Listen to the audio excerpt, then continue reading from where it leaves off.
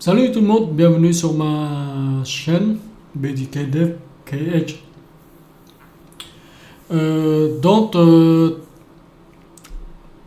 Aujourd'hui j'ai décidé de vous faire un un cours front-end, je veux dire, front-end, voilà. Euh, Ce cours concerne une librairie React qui a été créée par Facebook et voilà. Je vous fais une petite brève description. Qu'est-ce que c'est React? Et React, c'est une librairie, c'est la bibliothèque pour des interfaces, comme c'est marqué en gros. Voilà, c'est pour créer des interfaces web en gros. Que ce soit vous créez un projet personnel ou un projet d'entreprise ou peu n'importe, tout ce qui touche l'interface des utilisateurs. React, il nous aide euh, en fait, développer des interfaces beaucoup plus rapidement que quand on écrit en JavaScript natif. Je dis natif par là, c'est en vanilla. Parce que si on écrit nos interfaces en vanilla, il y a beaucoup de choses, il y a beaucoup de code à écrire. Et React, en fait, elle est là, elle nous simplifie en gros. On écrit moins de code et beaucoup plus en fait, de performance.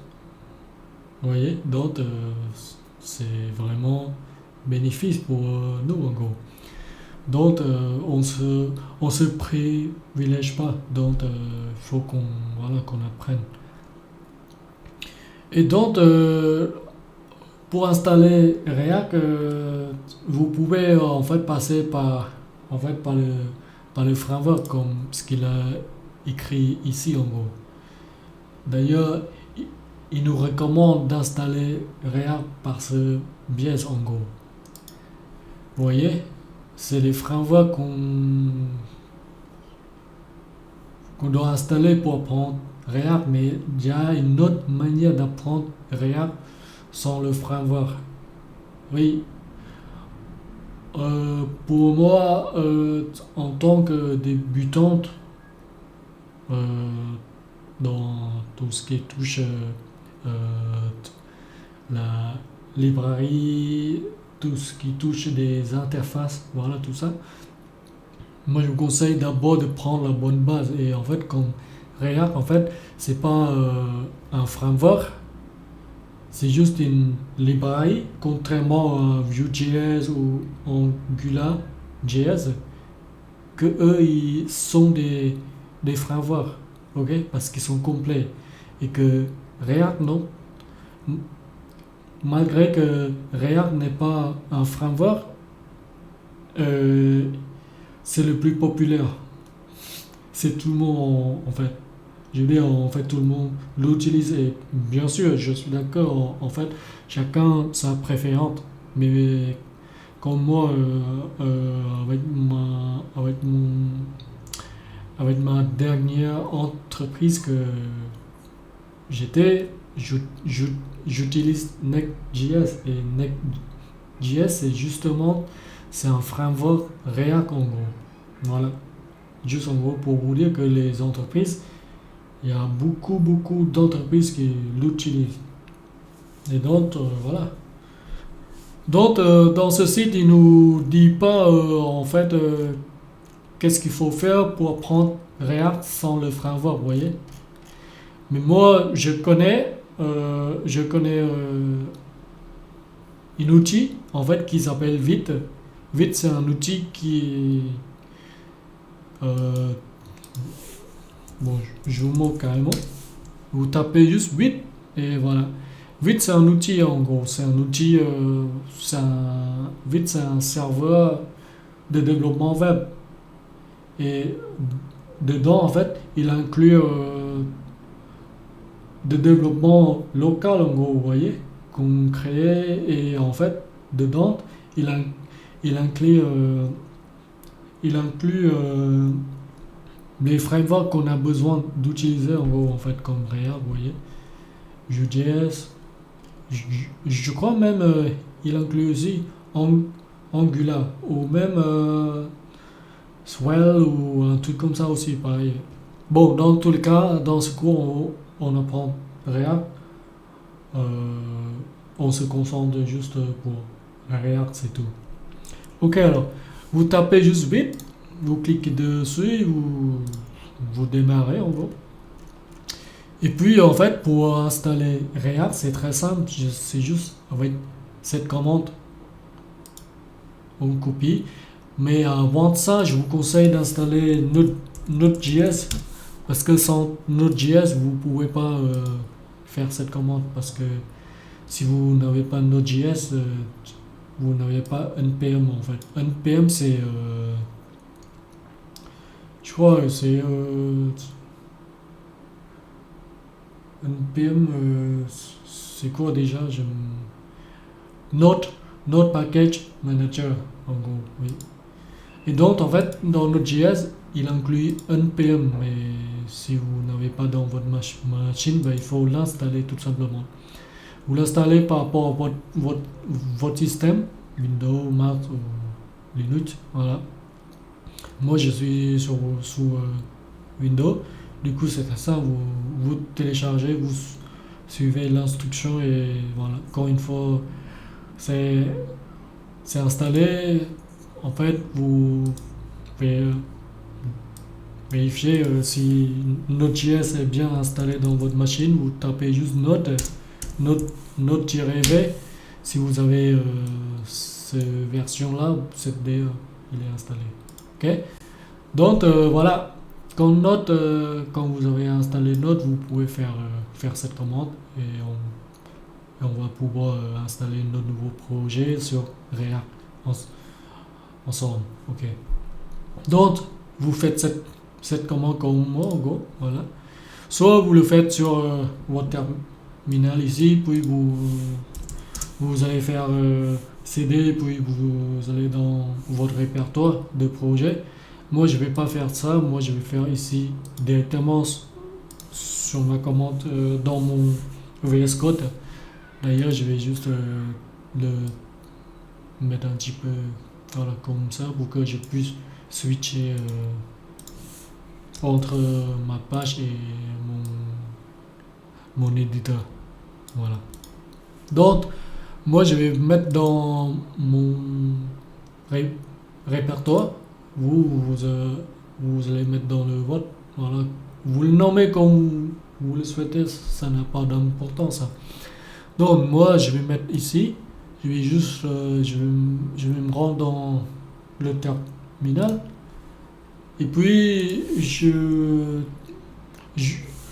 colle cette commande que j'ai copiée tout à l'heure. Ok.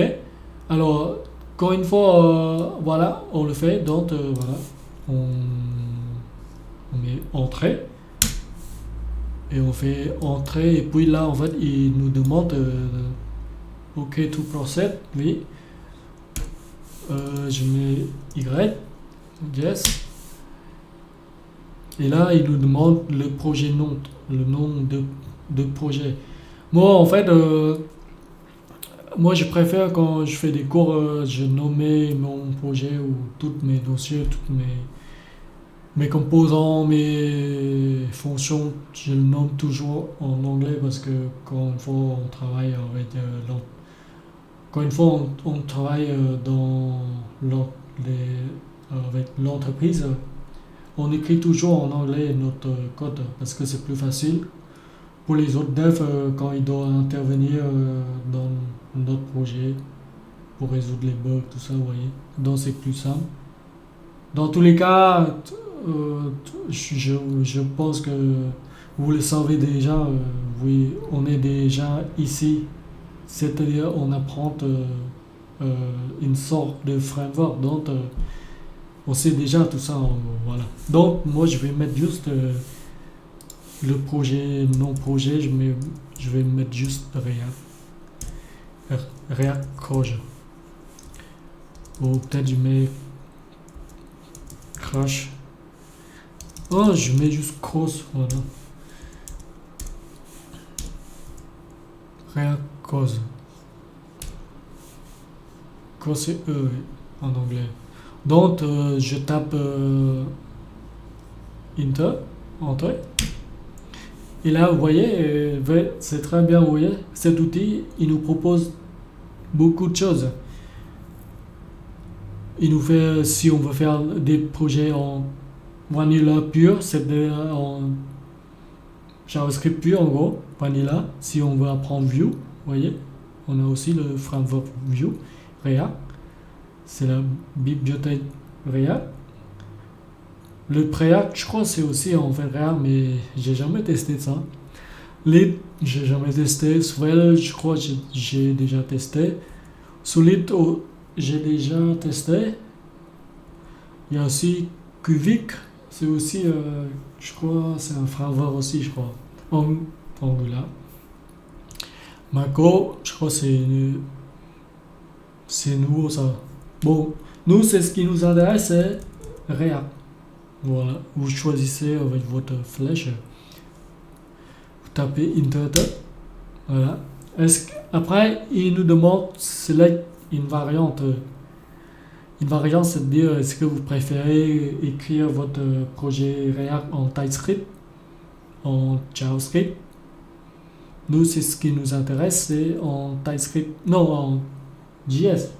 En JS tout court, en JavaScript tout court. En fait, TypeScript, on va apprendre plus tard, je pense. Parce que là, si on doit écrire en TypeScript, ça nous rajoute beaucoup plus un petit peu beaucoup de... Non, ça nous rajoute encore une autre couche que pour moi, que pour l'instant, on n'a pas besoin. Donc, on prend juste JavaScript. Ok? Et le JavaScript plus SWC, je sais pas qu'est-ce que c'est, mais bon. Attendez, je vais juste me renseigner, voilà, carrément. Vous voyez, si vous êtes comme moi, je pense que vous devrez aussi l'avoir. Moi, quand j'ai codé, quand j'ai besoin de savoir des choses, moi j'utilise ChatGPT qui me semble, j'ai pas payé en gros, c'est abonné. Non, c'est juste la basique en gros, vous voyez. Donc là, en fait, ce que j'ai besoin de savoir en gros, je l'ai écrit en anglais. Invite. Bon, je l'ai écrit en français quand même. Donc, vite, dans l'outil 8.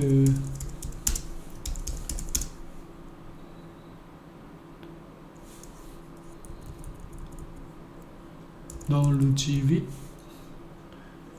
de développement, il me propose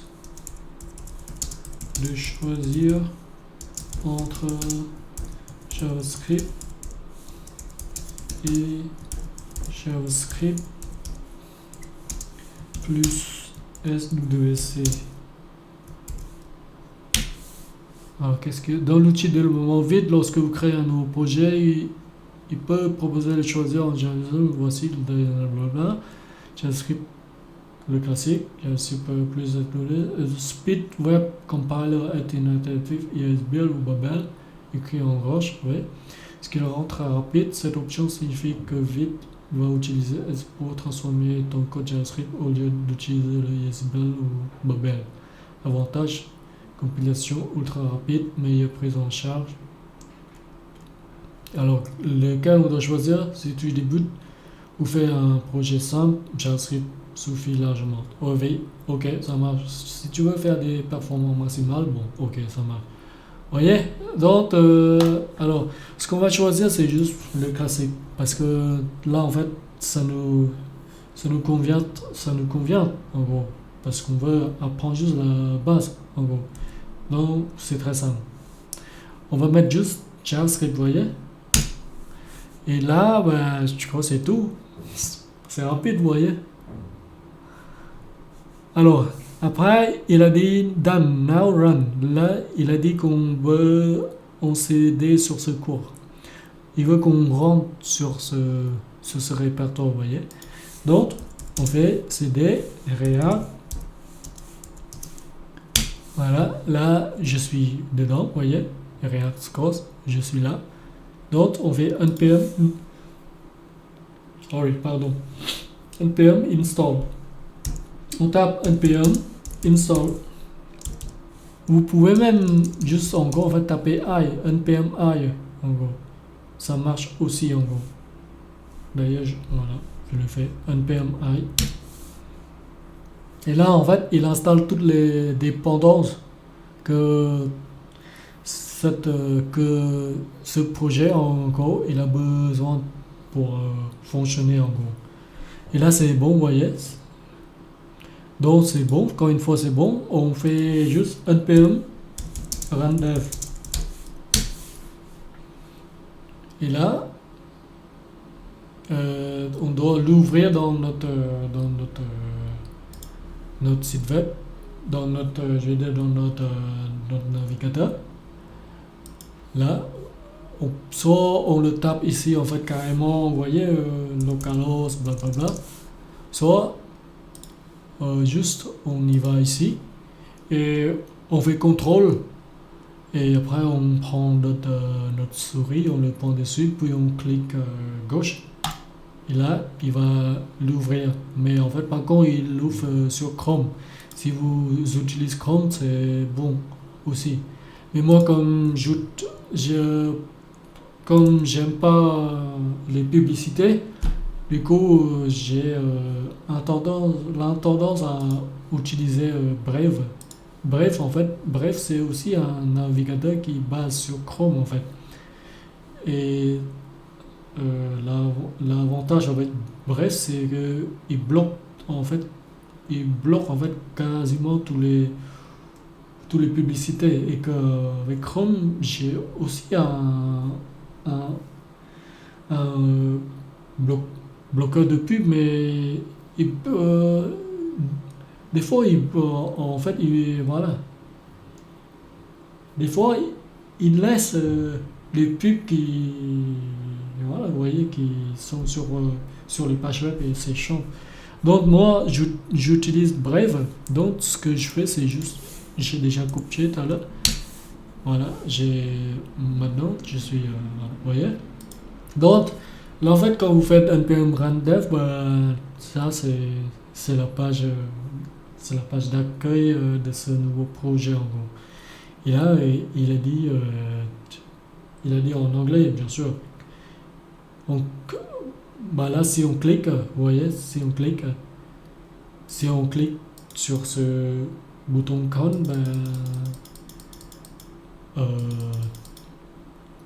le numéro il augmente en fait. Il incrémente. En fait, c'est juste un exemple que React il nous donne que en fait React il gère l'état des données en gros, l'état du state, c'est ce qu'on dit en anglais, state. Et il gère ça en fait dynamiquement, vous voyez, sans recharger la page. Vous voyez ici. Si la page doit recharger, vous voyez cette flèche, il fait une espèce de... Et vous voyez une petite moulinette qui... ouais. Mais par contre, si on clique, il ne recharge pas. Et là, si je clique dessus, il redevient 0, vous voyez. En fait, l'avantage de tout ce qui est en fait les librairies React, Vue.js ou même Angular, l'avantage de tous ces frameworks, en fait, ils contrôlent notre site internet sans recharger la page. et ça donne beaucoup plus fluide pour les gens quand ils visitent un site web. Et aussi, en termes d'expérience d'utilisateur, c'est beaucoup plus simple, beaucoup plus rapide. Vous voyez? Donc, voilà. Ok, donc, voilà. Là, je le ferme parce que j'ai pas besoin. Donc, là, en fait, notre développement, il est en cours de running, on peut dire ça, vous voyez. Donc, je vous présente juste les répertoires. Si vous êtes nouveau, alors le répertoire de projets basiques React 100%, 100% React, ils comprennent un dossier Node module. En fait, ce dossier, il contient toutes les librairies, toutes les dépendantes, ce que ce projet a besoin pour marcher. Ok? Et si je dois dire, en fait, carrément, nous, en fait, en tant que dev, on s'en fout de ce dossier, en gros. On s'en fout complètement. Parce que on ne va pas inclure dans Git ou quoi que ce soit. Et même, on ne va pas le push si vous savez Git, Git c'est quoi? GitHub. Si vous avez déjà en fait travaillé avec Git, vous savez très bien que ce dossier, en fait, on ne le push pas. Parce que si on le push, ça va mettre 10 ans à finir. Donc, on ne le push pas. Parce que ça, en fait, c'est un dossier qu'on a besoin pour faire notre dev, en gros, notre développement, pour que le projet fonctionne. À la fin, on va compiler notre code, en gros. Ok? On le compile, on prend tous les codes qu'on a besoin de ce module, en gros. Les nécessaires que notre projet a besoin pour marcher, enfin, pour fonctionner. On le compile, puis on le met dans une espèce de grosse tout ce qui, en fait, tous nos codes, ils se rassemblent, et puis on le met dans un fichier qui s'appelle un deck.js ou main, ou je sais plus, je crois que c'est... Bon, je vous fais en direct, comme ça vous saurez.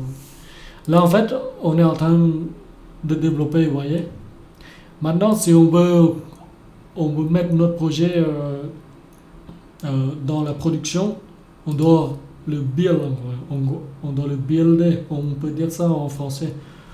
On le construit, en gros. Et la commande, c'est très simple. C'est ce qui marque dans le package. Bon, déjà, je vous montre juste les répertoires, tout ce qui est dossier, en gros. Bon, ça, il sert à ça, en gros. Il contient toutes les dépendantes que notre projet a besoin pour fonctionner. Et à chaque fois, si on n'a pas ce dossier, notre projet ne marche pas. Il faut qu'on fait npm install, vous voyez, qu'on vient de faire là. Et puis il installe toutes ces dépendantes et d'autres dépendantes qu'il a besoin, en gros. Ça c'est fait. Et le public, c'est justement, c'est un dossier qui contient notre code final. Encore une fois qu'on le construit, qu'on le fait un npm run build. Là, je vous montre si je fais npm run build. npm run build. Et là, il est en train de build, vous voyez.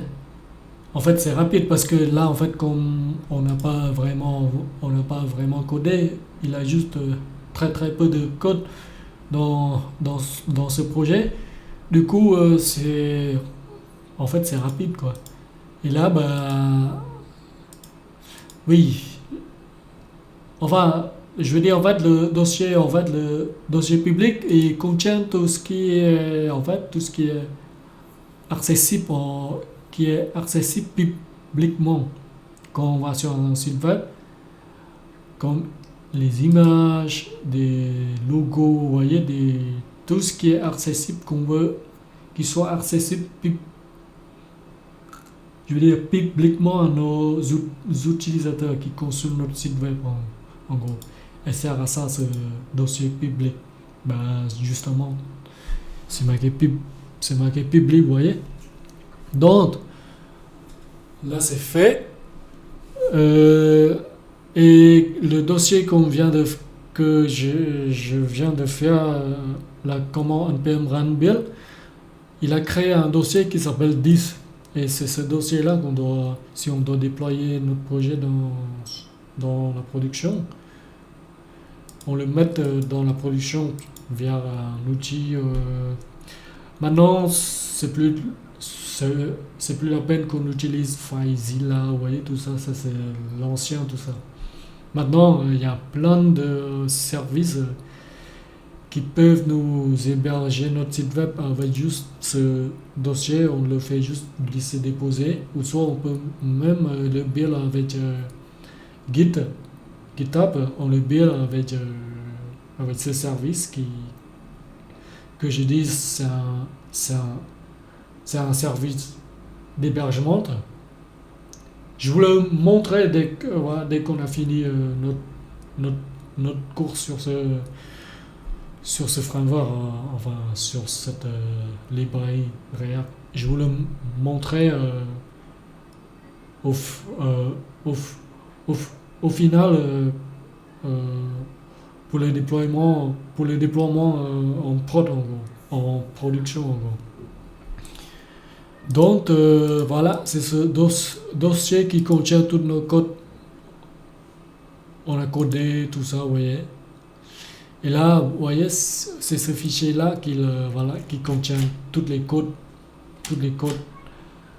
qu'il a besoin qu'il a pris depuis celui-là, ou soit qu'il a pris depuis SRC code. SO6, les plupart du temps, on code notre code dans ce dossier en gros. Et vous voyez, il est compilé en un seul fichier. Là, c'est incompréhensible parce qu'il est compilé en JS. Je crois que c'est en version JavaScript 2000, je sais plus combien, j'ai oublié. Franchement, il utilise la variable var, vous voyez. Donc c'est en l'ancienne version de JS en fait, il le compile en version, je sais plus c'est combien, bon, enfin ouais, c'est pas ça, c'est pas important ça. En fait, il le compile, vous voyez, il le compile et il les met tous dans un seul fichier. Et puis c'est ce fichier-là qui fait en sorte que notre site web a des interactions, des clics, des animations, le CSS aussi, pareil, il le compile dans ce même fichier. Voilà, ça c'est juste un exemple quand on fait un npm run build, il build le projet, puis on a ce dossier 10. On peut le supprimer, c'est pas un souci. Quand une fois on a codé, on peut refaire encore npm run build autant de fois qu'on souhaite en gros. Vous voyez? Donc c'est bon. Maintenant, dossier SRC, c'est en fait, c'est la plupart du temps, quasiment 99% qu'on est à l'intérieur. On code nos features, nos fonctionnalités. Ok? Et on peut créer d'autres dossiers dans ce dossier. C'est pas un souci. Et le dossier A7, c'est tout ce qu'on veut mettre en gros. C'est les assets, CSS, les logos, les images qu'on souhaite importer en gros. Ok? Les images, on peut aussi mettre dans les publics. Ok?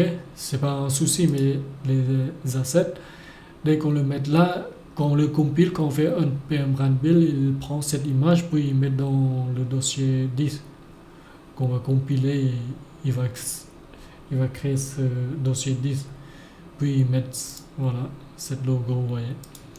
Bon, ça c'est bon. Bon, comme je vous ai dit, la plupart du temps, on sera ici, donc voilà.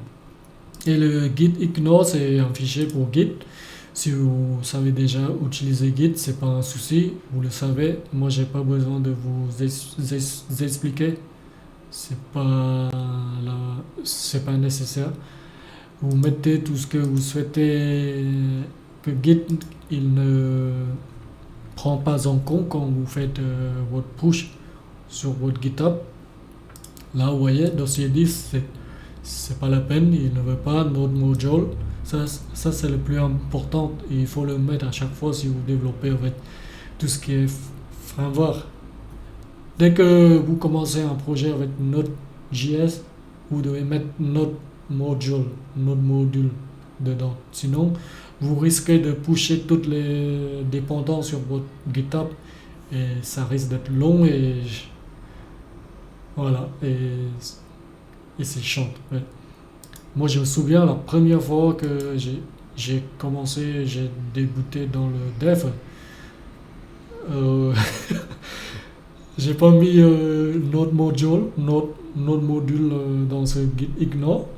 J'ai pushé et boum, ça me met du temps que j'ai annulé tout de suite. En gros, j'ai tout fermé. Et voilà, vous voyez. Donc, il faut le mettre, ça c'est important, c'est là. Après, vous avez d'autres fichiers que vous ne souhaitez, vous ne souhaitez pas que Git il suit votre fichier en particulier. En gros. Voilà. Ça, c'est ESLint. ESLint, c'est. Moi, je vous dis, c'est une sorte de.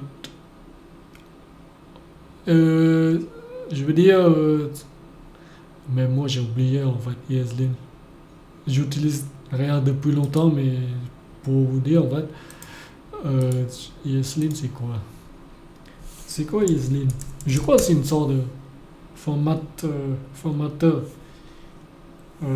C'est quoi ESLint? Alors, il a dit ESLint est un outil d'analyse statique de code JavaScript. Et TypeScript, il sert principalement à détecter, voilà, c'est ça, exact, et corriger automatiquement les erreurs de style ou de code dans vos fichiers sources. Ok, voilà, donc c'est ça en gros, ESLint. Ça, vous n'avez pas besoin de comprendre qu'est-ce que c'est. Il y a des choses qu'on peut le mettre dedans aussi. Là, en gros, par exemple, ici, file, c'est que dit qu'il faut qu'il prenne, je crois, il me semble, hein, ignore 10. Ouais, il s'en fout de. Bon, tout ça, franchement, pour vous dire que même moi, j'ai pas envie de savoir qu'est-ce que c'est. Quand j'ai des choses qui ne marchent pas, je cherche, puis j'ai des bugs, vous voyez. C'est pas ça qui nous intéresse en gros. Bon. Et index.html, en fait c'est le fichier qui sert, c'est le fichier HTML, c'est un index, il sert pour l'entrée en gros, et il sert pour construire vos tags en gros, vous voyez. En fait, il est là, c'est juste parce que après quand on écrit notre composant, tout ça, on va injecter, si on peut dire ça, on va insérer notre composant dans ce div en gros, dans ce div là, vous voyez, tout ça là. Ah, j'ai le copilot il faut que je désactive pendant que je fais. Il faut que je le désactive. Code completion of file. Ok, je le désactive dans ce cours. Vous voyez, tout ce qu'on va écrire dans notre SRC là, il va insérer dans ce truc là quand une fois on va faire npm run build en gros. Mais dans ce fichier, on ne touche pas en gros. On ne touche pas, on le laisse comme ça en fait. Il sert pour l'entrée en fait. On peut dire ça avec l'entrée. Enfin, il sert pour qu'on puisse le relier avec notre code en gros. Et puis, on a notre code, on a fini de coder en gros, on a inséré dans cette balise div avec cette ID root en gros. Ok. Ok, donc index.html, le paquet log, on s'en fout. Dès qu'on crée un projet Node, on aura ces deux fichiers. Le paquet log, c'est comme il a dit, en fait, c'est pour loguer, c'est pour vérifier notre version dépendante. Si il est présent, il va voir. Si on fait npm install, il va voir ce fichier en gros. Il va voir notre dépendant, il a telle version, puis il se base sur ça, puis il installe ces versions-là en gros. Et si on supprime ce paquet log, si on le supprimait par exemple, et on fait npm install, là il va installer la dernière version de dépendante qui se trouve ici. Vous voyez, dependency là. Donc voilà. Et donc le paquet log, il liste tous nos dépendants que notre projet a besoin de fonctionner. Et ça c'est un dev dependency, c'est-à-dire pendant notre développement, on a deux dépendances. Une dépendance que notre projet a besoin quand il sera en production, vous voyez. Et ici en dev, c'est-à-dire nous, on développe, quand une fois on développe, on fait... C'est juste que le dépendant que nous, on a besoin pendant notre développement.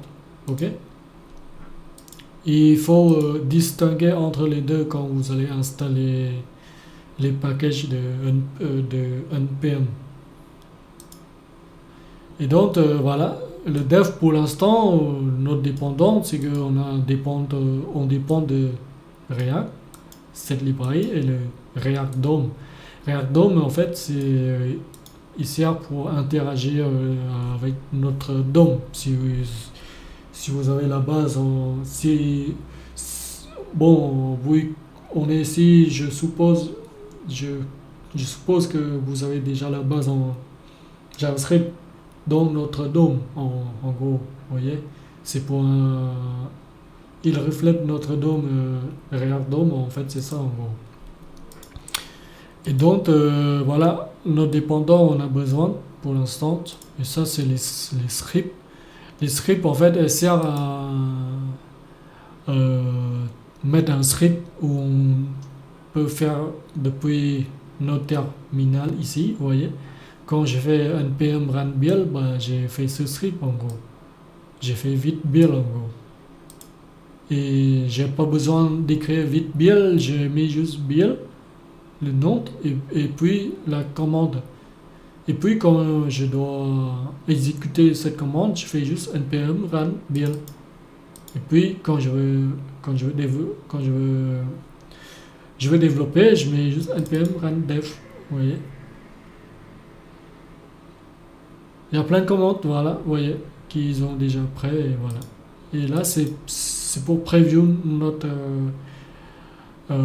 build en production. Ok.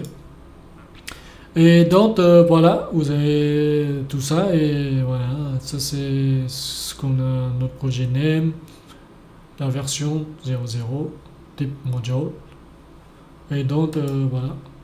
Et ça, c'est notre dev dépendant, vous voyez, vite c'est un outil, il est là, il nous aide pour développer notre projet from scratch en React sans le framework, bien sûr.